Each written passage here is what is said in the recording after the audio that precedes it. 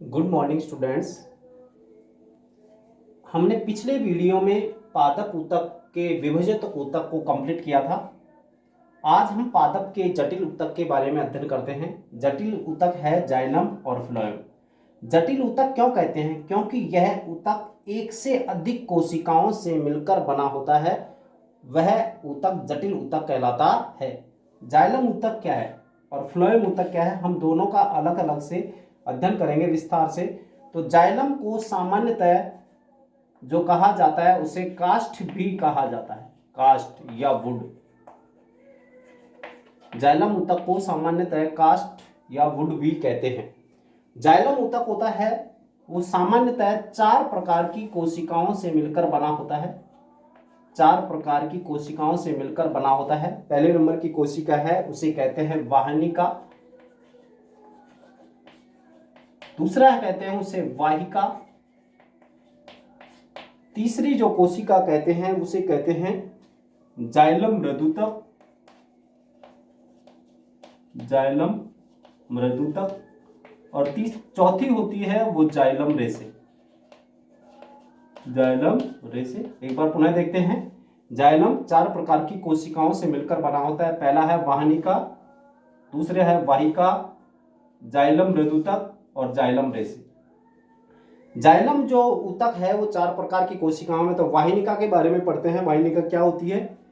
ये काष्ठीय कोशिका भित्ति वाली एकल कोशिकाएं होती हैं। देखते हैं वाहिनिका के बारे में। ये काष्ठीय कोशिका भित्ति वाली एकल कोशिकाएं होती हैं जो लंबी नली के रूप में होती हैं और सामान्यतः ये मृत कोशिकाएं होती हैं।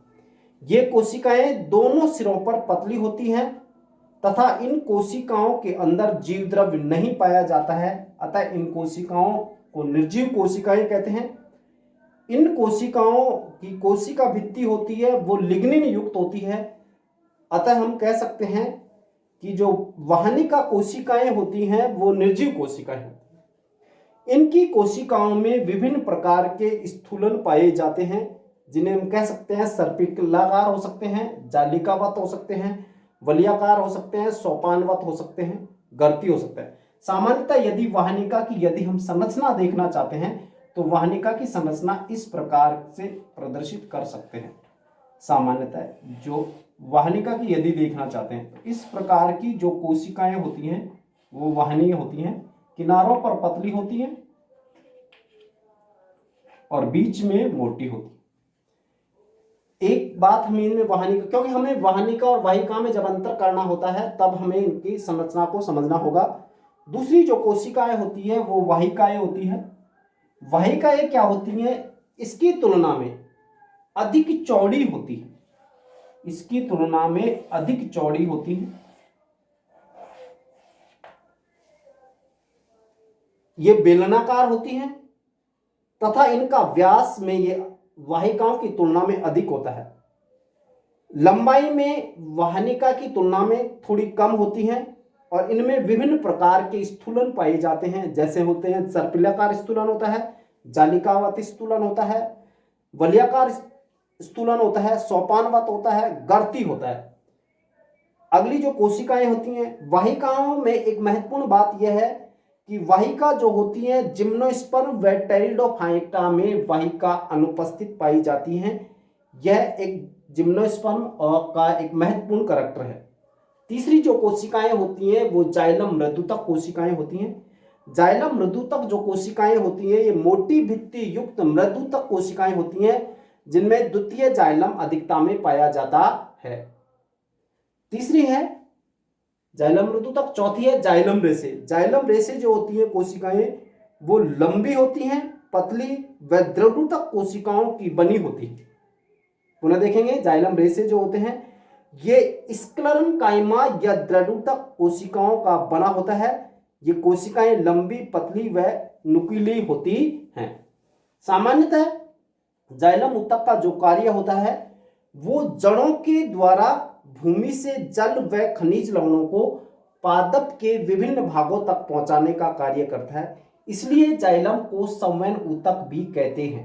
दूसरा कार्य है कि जाइलम जो पैरेन्काइमा है, जाइलम जो मृदुतक होता है वो भोजन संग्रह का कार्य भी करता है। तीसरा है जाइलम, जो रेशे होते हैं वो स्क्लेरन काइमा कोशिकाओं का बना होता है, इसलिए वो पादप को दृढ़ता प्रदान करता है। यह है जाइलम ऊतक। दूसरा जो फ्लोएम ऊतक होता है, यह भी एक जटिल ऊतक है, क्योंकि यह भी एक से अधिक कोशिकाओं से मिलकर बना होता है। फ्लोएम को सामान्य भाषा में दारू भी कहा जाता है।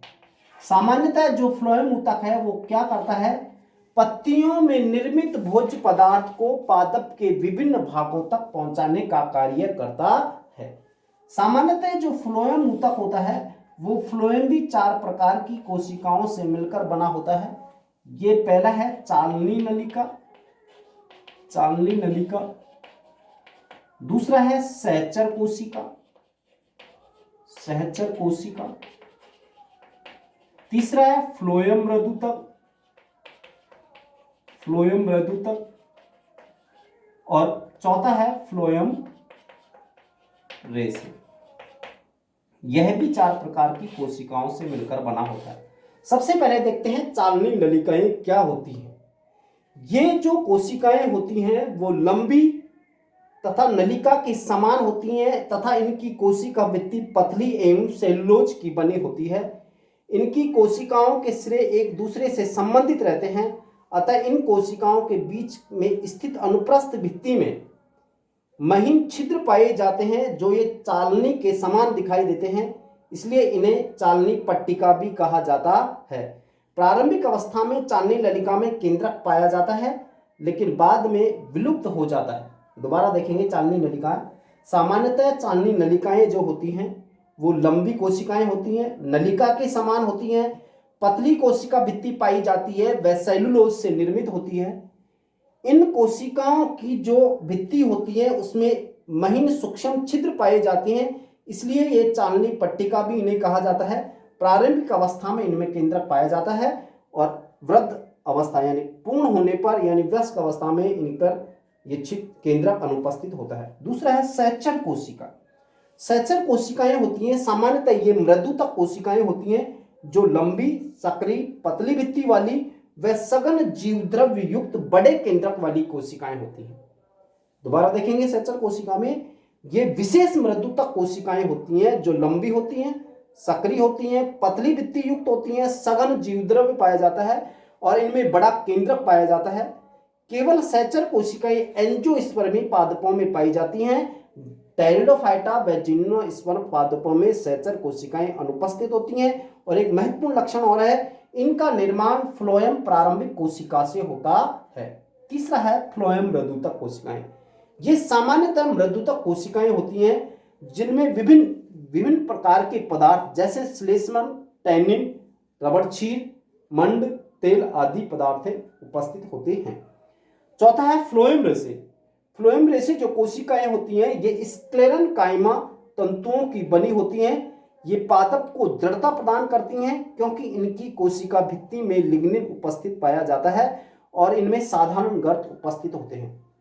फ्लोएम ऊतक का कार्य क्या है? ये पत्तियों में निर्मित भोज्य पदार्थ को पादप के विभिन्न भागों तक पहुंचाता है। दूसरा है यांत्रिक ऊर्जा प्रदान करता है, लेकिन न के बराबर ये कार्य, यांत्रिक ऊर्जा का तो न के बराबर कार्य होता है। जबकि तीसरा है ये अतिरिक्त ऊर्जा को एटीपी के रूप में संचित करता है। इस प्रकार हमने पादप के जटिल ऊतक के बारे में अध्ययन किया। इससे अगला अध्याय हम अगले वीडियो में करेंगे। Thank you.